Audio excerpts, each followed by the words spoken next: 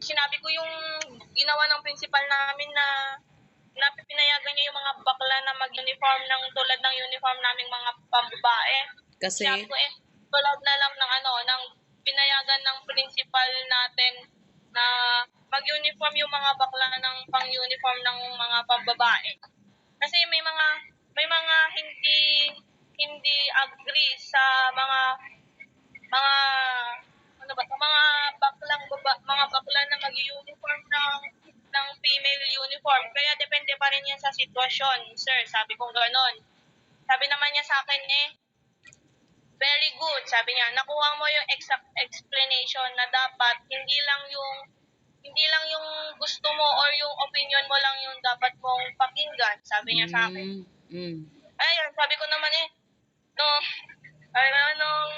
nung sinabi niyang gano'n sabi ng mga kaklase ko pinalakpakan ako siya.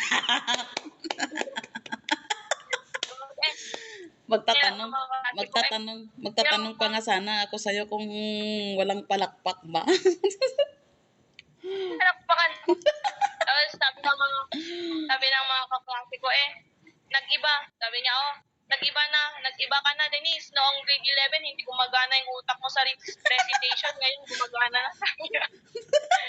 Dapat inampas mo ng notebook. Totoo naman kasi, nung nung na-answer ko lang yung ganon, na naisip ko parang kaya ko naman pala kung gusto ko, sabi kong ganon. Diba? Sabi ko nga sa'yo, pag gugustuhin mo, kaya mo. Basta mag-focus ka lang kasi sa pag-aaral mo. Intindihin mo lang yung mga lesson. Pwede ka naman mag-ask question kung hindi mo naintindihan para ipaintindi sa'yo ni ma'am mo.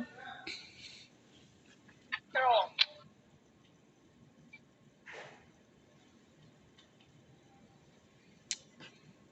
Yun lang? Wala nang iba?